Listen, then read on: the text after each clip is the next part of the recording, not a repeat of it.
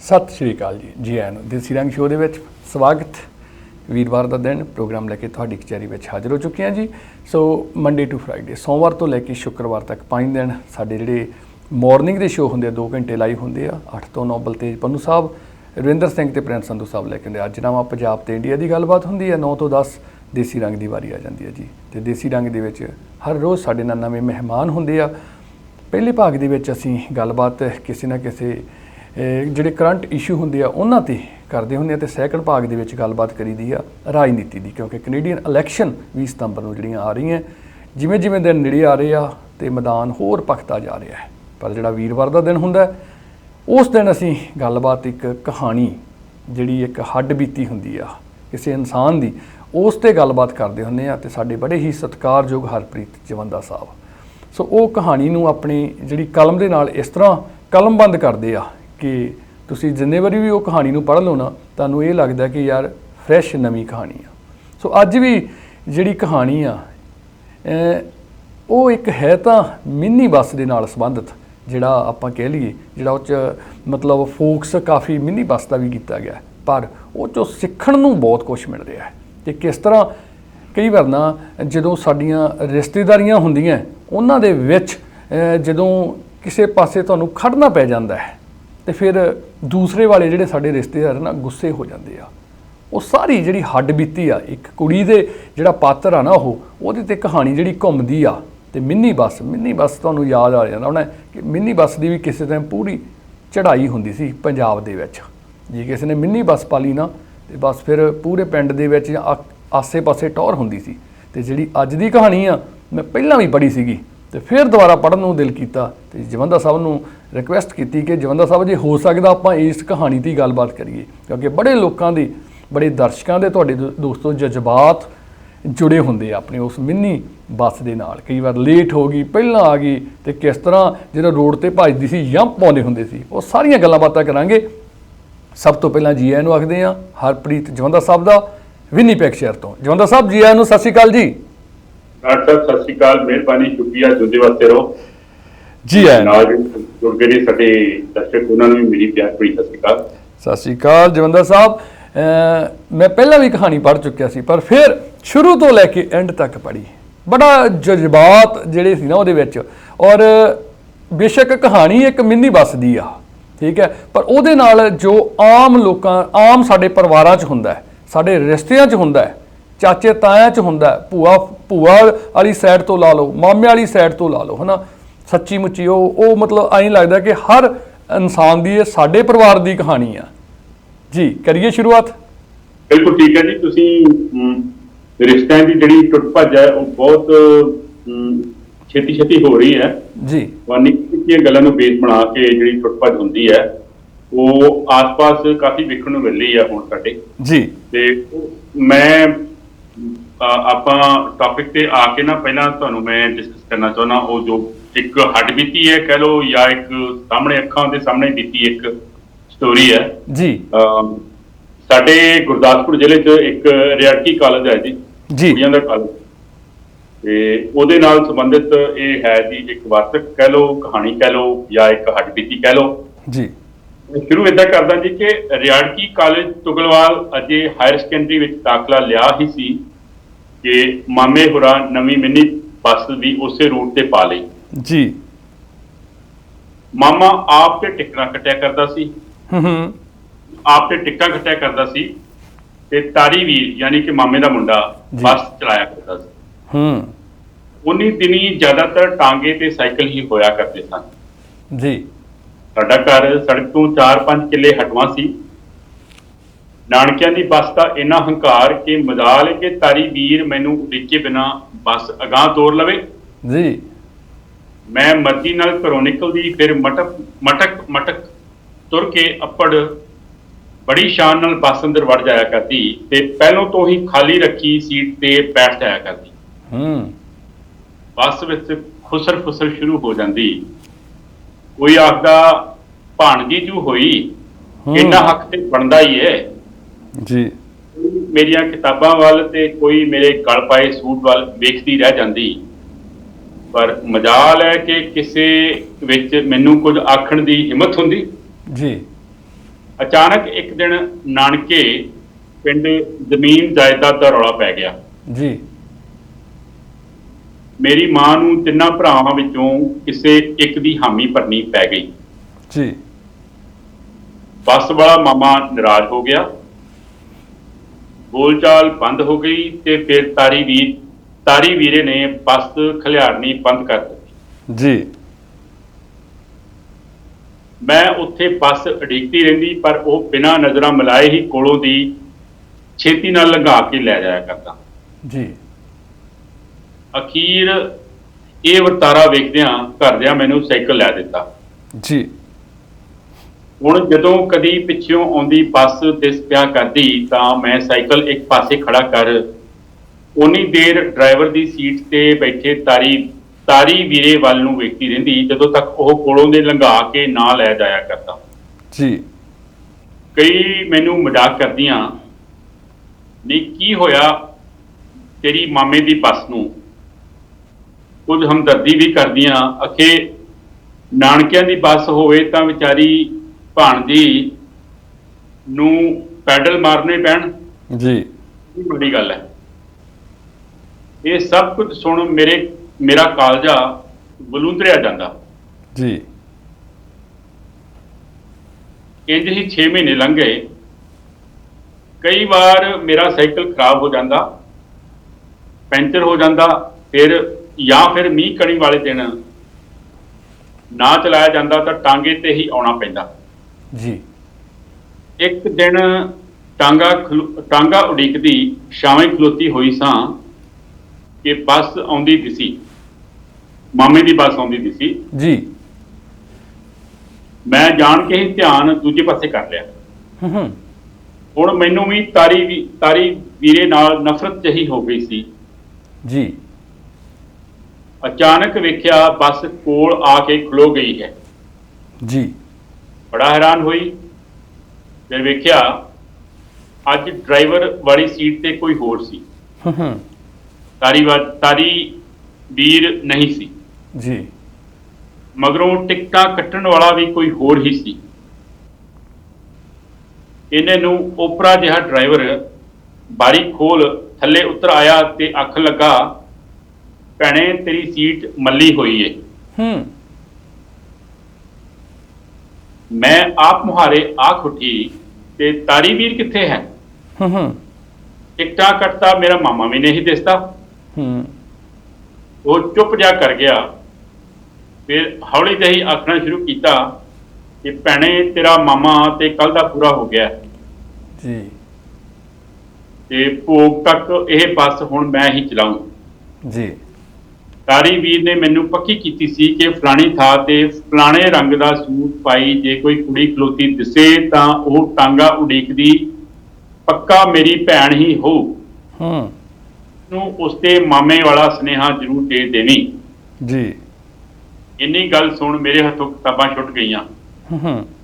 ਮੈਂ ਬਾਹੂ ਦਾ ਹੀ ਘਰ ਵੱਲ ਨੂੰ ਦੌੜ ਪਈ ਤੇ ਧੂ ਕੇ ਜਾ ਲੋਹ ਤੇ ਰੋਟੀਆਂ ਪਕਾਉਂਦੀ ਮਾਂ ਦੇ ਗਲ ਲੱਗ ਗਈ। ਜੀ ਫਿਰ ਮਾਂ ਜਾਏ ਦੀ ਖਬਰ ਸੁਣ ਕੇ ਜੋ ਹਾਲ ਮੇਰੀ ਮਾਂ ਦਾ ਹੋਇਆ ਉਸ ਦਾ ਜ਼ਿਕਰ ਕਰਨਾ ਸ਼ਾਇਦ ਮੇਰੇ ਵੱਸ ਵਿੱਚ ਨਾ ਹੋਵੇ। ਜੀ ਅੱਜ ਇੰਨੇ ਵਰਿਆਂ ਬਾਅਦ ਪੰਜਾਬ ਗਈ ਤਾਂ ਗੱਡੀ ਠੀਕ ਉਸੇ ਥਾਂ ਰੁਕਵਾ ਲਈ ਜਿੱਥੇ ਕਦੇ ਖਲੋ ਕੇ ਤਾਰੀ ਵੀਰੇ ਦੀ ਬੱਸ ਉਡੀਕਿਆ ਕਰਦੀ ਸੀ। ਸਾਰਾ ਕੁਝ ਹੀ ਬਦਲ ਗਿਆ ਸੀ। ਜੀ ਸੜਕ ਖੁੱਲੀ ਕਰਨ ਦੇ ਨਾਮ ਹੇਠ ਜ਼ਾਲਮਾਂ ਨੇ ਉਹ ਬੋੜ ਵੀ ਵੱਢ ਘੱਤਿਆ ਜਿਹੜਾ ਕਦੀ ਮੈਨੂੰ ਮੀਂਹ ਕਣੀ ਧੁੱਪਾਂ ਅਤੇ ਤੂਫਾਨਾਂ ਤੋਂ ਬਚਾਇਆ ਕਰਦਾ ਸੀ। ਮੈਂ ਕੋਲੋਂ ਲੰਘਦੀਆਂ ਜਾਂਦੀਆਂ ਕਿੰਨੀਆਂ ਸਾਰੀਆਂ ਮੋਟਰ ਗੱਡੀਆਂ ਦਾ ਉੱਡਦਾ ਮਣਾ ਮੂੰਹੀ ਘੱਟਾ ਆਪਣੇ ਵਜੂਦ ਤੇ ਪਾਉਂਦੀ ਹੋਈ ਨਿੱਕੇ ਹੁੰਦਿਆਂ ਦੀਆਂ ਉਹਨਾਂ ਗਵਾਚ ਗਈਆਂ ਕੀਮਤੀ ਘੜੀਆਂ ਬਾਰੇ ਸੋਚੀ ਜਾ ਰਹੀ ਸਾਂ ਜਿਹੜੀਆਂ ਅਕਸਰ ਹੀ ਸਾਡੀਆਂ ਆਪੇ ਸਹੇੜੀਆਂ ਨਾਰਾਜ਼ਗੀਆਂ ਅਤੇ ਹਿਉਮੇ ਦੀ ਭੇਟ ਚੜ ਜਾਇਆ ਕਰਦੀਆਂ ਨੇ। ਜੀ ਅਤੇ ਮਗਰੋਂ ਰਹਿ ਜਾਂਦੇ ਨੇ ਢੇਰ ਸਾਰੇ ਉਹ ਗਿਲੇ ਸ਼ਿਕਵੇ ਅਤੇ ਪਛਤਾਵੇ ਜਿਹੜੇ ਮੜੀ ਤੱਕ ਵੀ ਸਾਡਾ ਕਦੀ ਪਿੱਛਾ ਨਹੀਂ ਛੱਡਦੇ। ਜੀ ਤੋ ਇਹ ਸੀ ਜੀ ਮਿੰਨੀ ਬੱਸ, ਇਹ ਸੀ ਜੀ ਮਿੰਨੀ ਬੱਸ ਨਾਲ ਜੁੜੀ ਇੱਕ ਕਹਾਣੀ, ਅਸਲੀਅਤ, ਹਕੀਕਤ, ਅਸਲ ਉਪਰਿਆ ਵਰਤਾਰਾ ਜਿਹੜਾ ਹਰ ਪਰਿਵਾਰ ਦੇ ਨਾਲ ਕਿਸੇ ਨਾ ਕਿਸੇ ਰੂਪ ਵਿੱਚ ਹੁੰਦਾ ਹੈ ਜੀ। ਜੀ ਅੱਛਾ ਜਵੰਦਾ ਸਾਹਿਬ, ਜਿਸ ਤਰ੍ਹਾਂ ਬੜੀ ਜਜ਼ਬਾਤੀ ਜੀ ਕਹਾਣੀ, ਮੈਂ ਕਹੂੰਗਾ ਕਾਰਤਿਕ ਹੁਣਾਂ ਨੂੰ ਕਿ ਜਵੰਦਾ ਸਾਹਿਬ ਨੂੰ ਨਾਲ ਹੀ ਇੱਕ ਸਕਰੀਨ ਤੇ ਸਾਡੀ ਪਿਕਚਰ ਆ ਜੀ ਦੋਨੇ।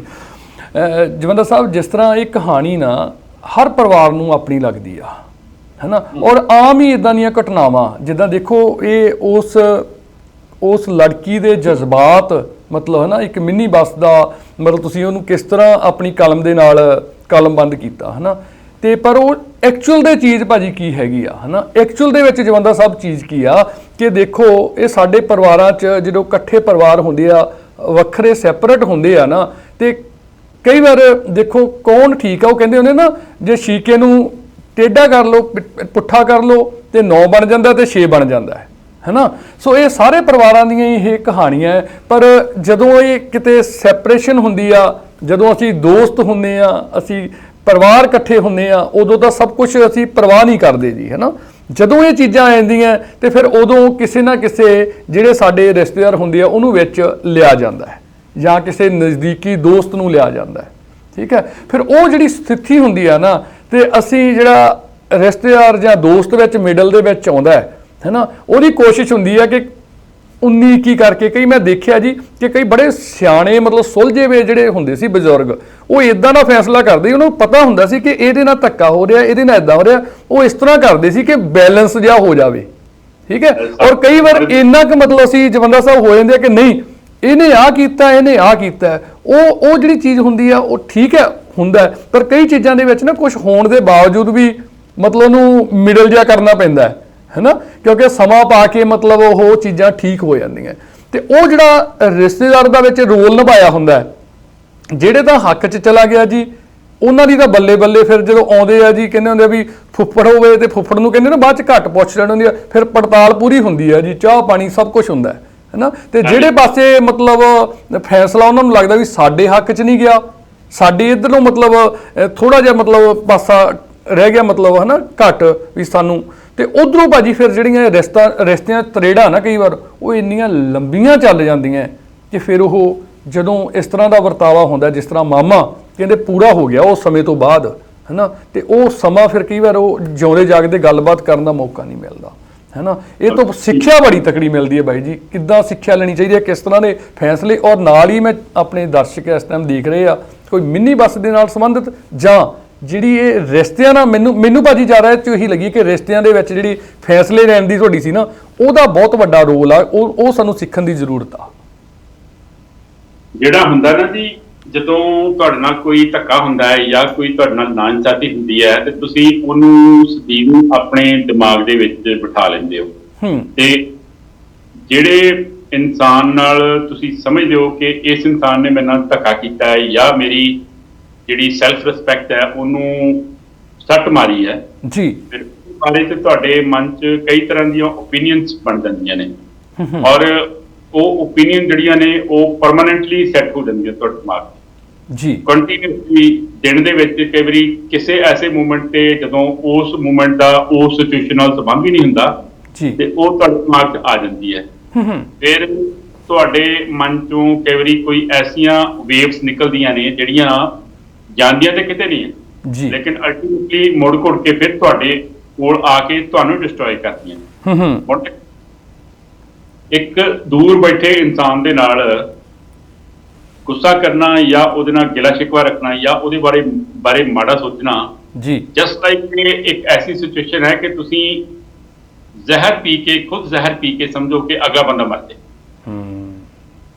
ਠੀਕ ਹੈ ਜੀ, ਬਿਲਕੁਲ ਬਿਲਕੁਲ ਬਿਲਕੁਲ। ਇੱਕ ਸਿਚੁਏਸ਼ਨ ਐਸੀ ਹੁੰਦੀ ਹੈ ਜਿਹੜੀ 20 ਸਾਲ ਪਹਿਲੇ ਵਾਪਰੀ ਹੁੰਦੀ ਹੈ ਤੇ ਤੁਹਾਨੂੰ ਅੱਜ ਕਿਤੇ ਆ ਜਾਂਦੀ ਹੈ, ਤੇ ਤੁਸੀਂ ਉਸ ਇਨਸਾਨ ਬਾਰੇ, ਉਸ ਮਿੱਤਰ ਪਿਆਰੇ ਬਾਰੇ, ਰਹਿ ਗਏ ਮਿੱਤਰ ਪਿਆਰੇ ਬਾਰੇ ਜਾਂ ਰਿਸ਼ਤੇਦਾਰ ਬਾਰੇ ਕੋਈ ਐਸੀ ਚੀਜ਼ ਸੋਚਣ ਲੱਗ ਪੈਂਦੇ ਹੋ ਜਿਹਦੇ ਨਾਲ ਸ਼ਾਇਦ ਉਹਨੂੰ ਪਤਾ ਵੀ ਨਾ ਹੋਏ। ਬਿਲਕੁਲ ਬਾਈ ਜੀ, ਬਿਲਕੁਲ ਬਿਲਕੁਲ। ਇੱਕ ਤੁਹਾਨੂੰ ਹੁੰਦਾ ਹੈ ਕਿ ਤੁਸੀਂ ਖੁਦ ਜ਼ਹਿਰ ਪੀ ਕੇ ਸਮਝ ਰਹੇ ਹੋ ਕਿ ਫਲਾਣਾ ਬੰਦਾ ਮਰ ਜਾਏ, ਤਾਂ ਇਹ ਸਿਚੁਏਸ਼ਨ ਕਿਸੇ ਨਾ ਕਿਸੇ ਰੂਪ ਵਿੱਚ ਹਰ ਬੰਦੇ ਨੂੰ ਫੇਸ ਕਰਨੀ ਪੈਂਦੀ ਹੈ। ਤੇ ਪਰ ਇਹ ਹੈ ਜੀ, ਇਹ ਲਾਈਫ ਜਿਹੜੀ ਹੈ, ਇਹ ਜੇ ਇਹਨਾਂ ਚੀਜ਼ਾਂ ਤੋਂ ਇਨਸਾਨ ਉੱਪਰ ਉੱਠਦੇ ਤੇ ਰੱਬ ਬਣਦੇ, ਠੀਕ ਹੈ ਜੀ। ਪਰ ਨਹੀਂ ਉੱਠਿਆ ਜਾਂਦਾ। ਹਰ ਬੰਦਾ ਐਕਸੈਪਸ਼ਨਲੀ ਗੁੱਡ ਨਹੀਂ ਹੁੰਦਾ।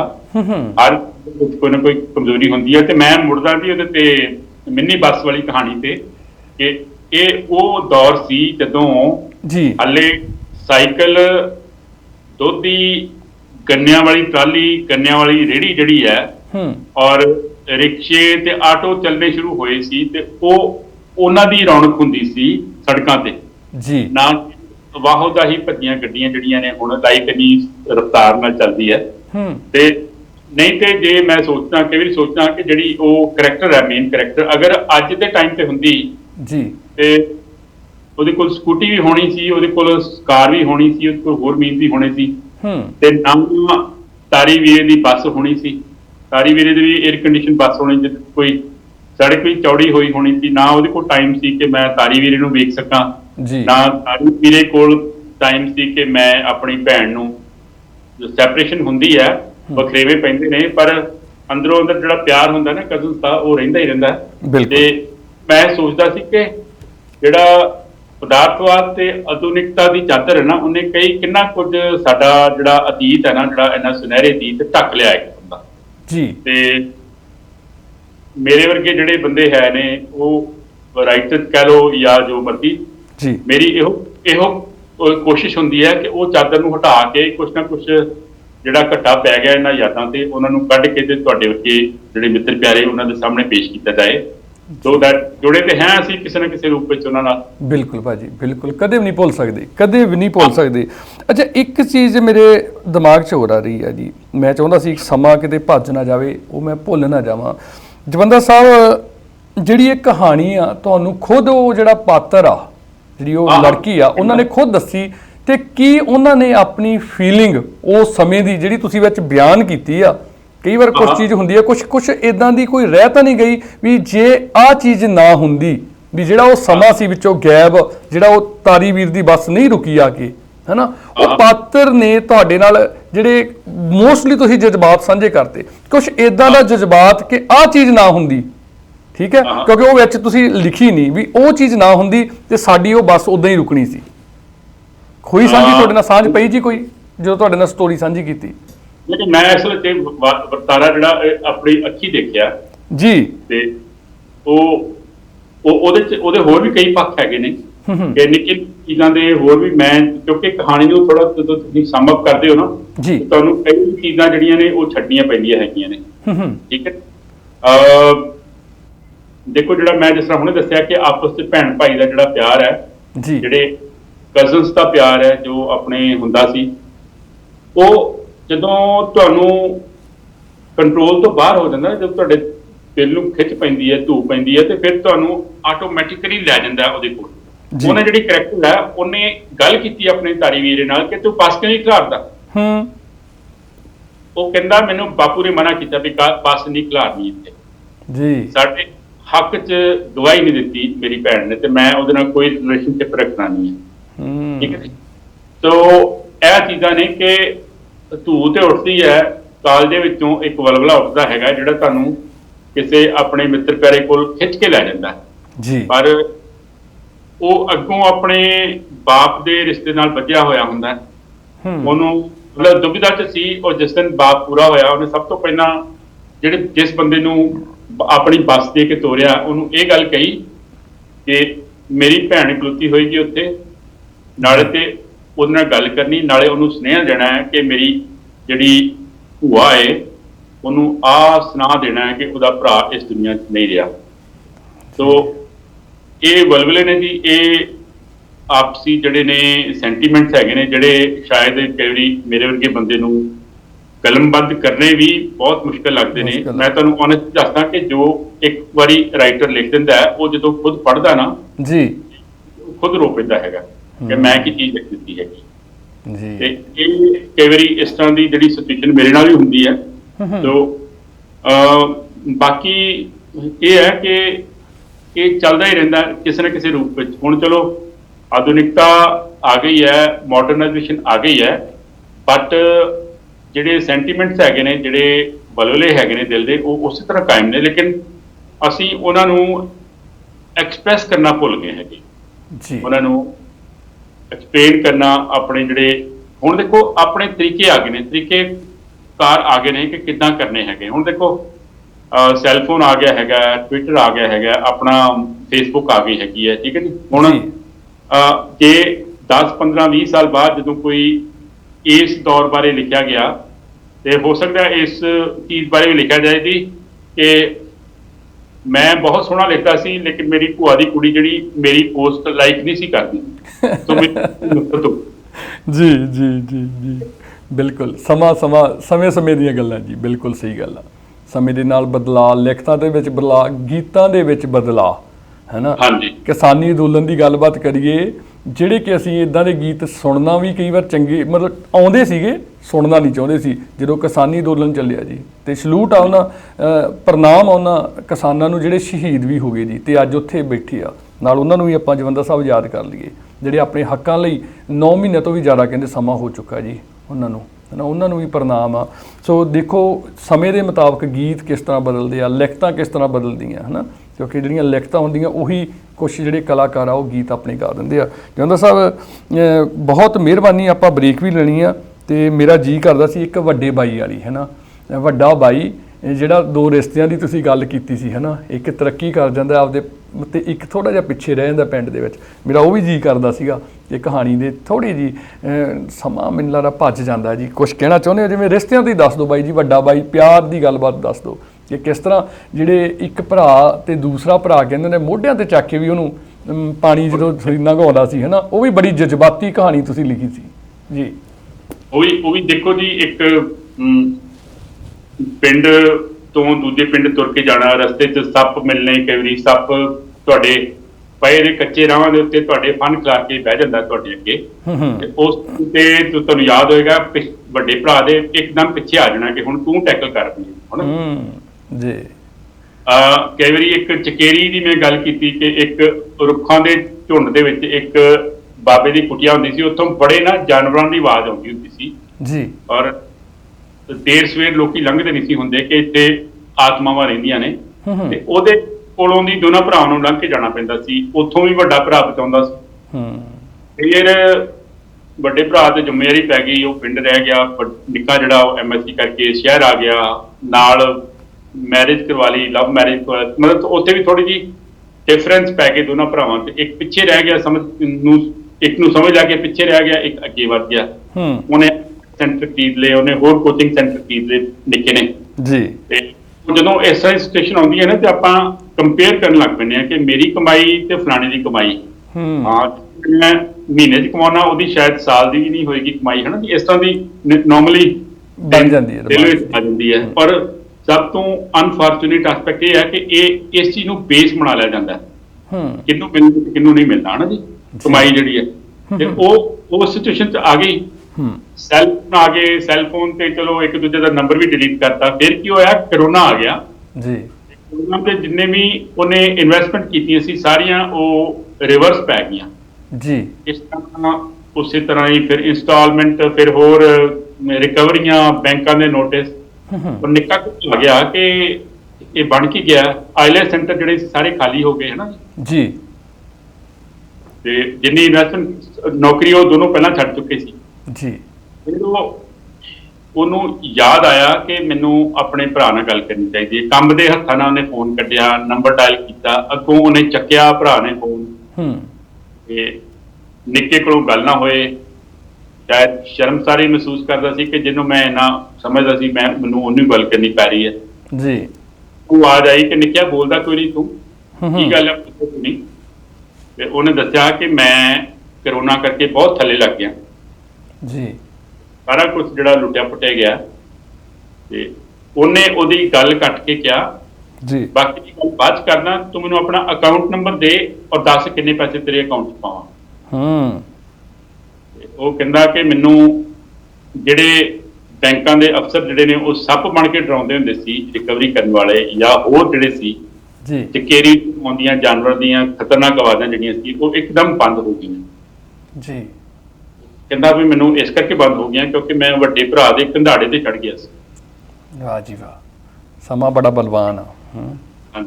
ਸਮਾਂ ਬੜਾ ਬਲਵਾਨ ਜਵੰਦਾ ਸਾਹਿਬ, ਮੈਂ ਜ਼ਰੂਰ ਚਾਹੁੰਦਾ ਸੀ ਸੱਚੀ ਦਿਲੋਂ, ਮੈਨੂੰ ਸੀ ਇਹ ਵੀ ਕਹਾਣੀ ਜਿਹੜੀ ਲਿਖਤਾ ਉਹ ਤਾਂ ਕਈ ਵਾਰ ਰਹਿ ਜਾਂਦੀ ਆ, ਹੈ ਨਾ। ਆ ਜਿਹੜਾ ਇੱਕ ਆਪਾਂ ਜਰੀਆ ਸ਼ੁਰੂ ਕੀਤਾ ਨਾ, ਸੋ ਬੜਾ ਇਹਦੇ 'ਚ ਵੀ ਦੇਖੋ, ਹੈ ਨਾ, ਚੰਗੇ ਦੋਸਤ ਤੇ ਚੰਗੇ ਰਿਸ਼ਤੇਦਾਰ।